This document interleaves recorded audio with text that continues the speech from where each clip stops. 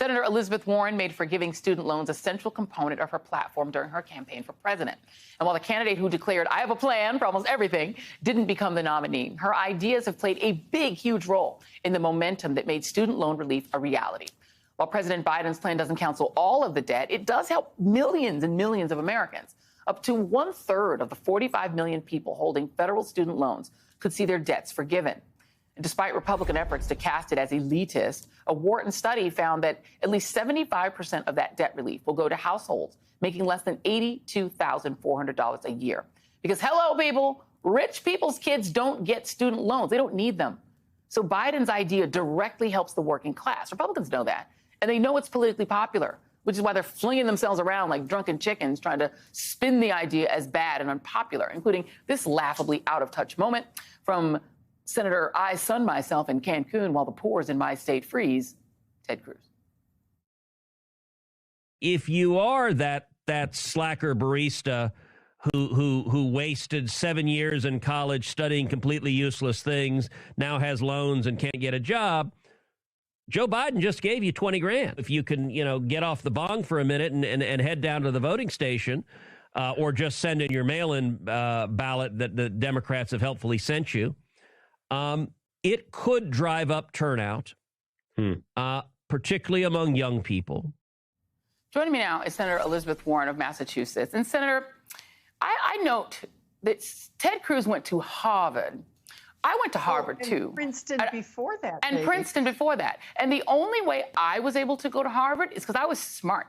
So I was able to get scholarships, academic scholarships. Had I not, the loans that I took out, that took me about 15 years to pay back, would have been 100% of the education that I got. So when he talks about people going to Harvard, there were a lot of working class kids like me who didn't have any money and who were only able to go to school because of loans. So when he talks about elite people, he's the elite person. How can they be trying to make this argument that working class kids who get student loans don't deserve a break? If Ted Cruz would step outside his carefully insulated bubble, he might end up talking to some of the people who end up with student loan debt, really. And as you say, some are kids of modest backgrounds who end up going off to college. Although, Joy, I got to put a little plug in here. Harvard, 2% of the students have to borrow money. State schools, it's more than 50% of the kids have to borrow money to make it through. And historically black colleges and universities, it's more than 80%. In other words, the bigger, the more diverse student body that you serve, the more of them are having to borrow money to make it through. That's right. But here's the thing. That's just for the college portion of these kids. About 40% of all the folks who are dealing with student loan debt do not have a four-year college diploma. These are people who are barbers and nail technicians, people who are truck drivers, people who do sheet metal, people who have had to go to school. Understand this, generation back, the employer helped train them and get them through. But now these are folks who have to go to a certificate program, car mechanics, and they pay for it themselves. And sometimes it all works out great and they can afford to pay for it, but a lot of times it doesn't. And so we've got people who are earning at a high school graduate's level and paying off student loan debt, and it is crushing them. And that's the part that really gets me here. Yeah. And the thing it's about saying that these people are somehow lazy. These are people working 2 or 3 jobs. These are people who are busting their tails trying to keep food on the table, make the rent, and still pay an average of $400 a month to Uncle Sam on their student loan debt.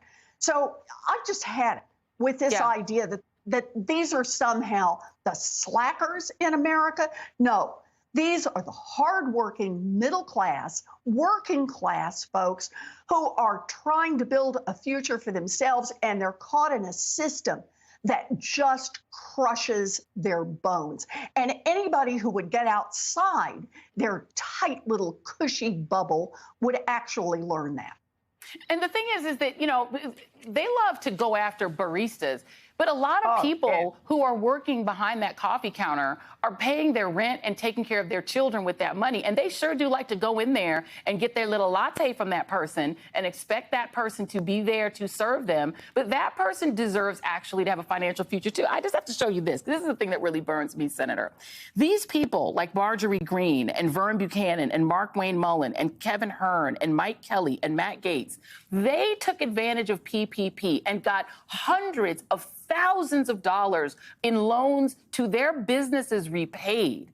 They were able to take advantage of that. They don't see a problem with themselves getting our tax money to pay back their loans. But they have a problem with somebody getting $10,000 or $20,000 in loans paid back. Why can't we have some kind of an end to, why should they be eligible for those loans? They work for the government.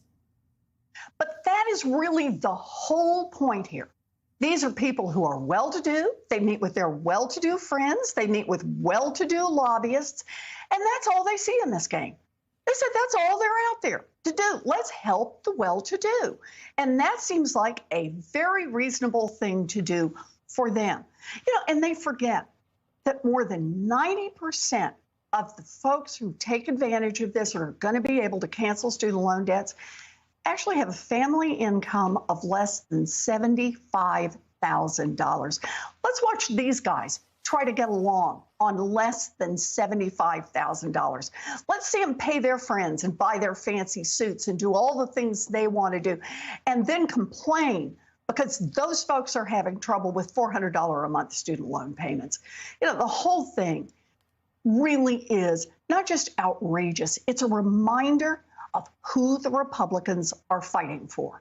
Think of it this way. Just let's back this machine up and look at what's happened over the past few years. The Republicans were in control 4 years. Donald Trump's in charge, right? And what is the one big accomplishment they got? Well, let's do two. Two big accomplishments they got. A tax break that went to the billionaires and the giant corporations and a bunch of extremist judges who are out of touch with the rest of us and going to tell us how to live our lives. The Democrats get in control. And what do we try to do? Well, we get out there and say, we're going to reduce carbon emissions by 40%. And here's the deal. We're going to pay for it by actually making those giant corporations that are paying almost nothing pay at least a minimum 15% corporate tax. We're going to cut what people have to spend on insulin monthly. Now, the Republicans fought us and rolled back the part that would have helped everybody, but at least we got it through for folks on Medicare. We're going to let Medicare negotiate the cost of prescription drugs. We're going to put a $2,000 cap on what people spend. These are things that matter to people. That whole climate initiative, cut emissions and produce millions of jobs all across this country. Yeah. That's what Democrats do. And now, even with the skinniest possible majority, that's what Democrats have delivered.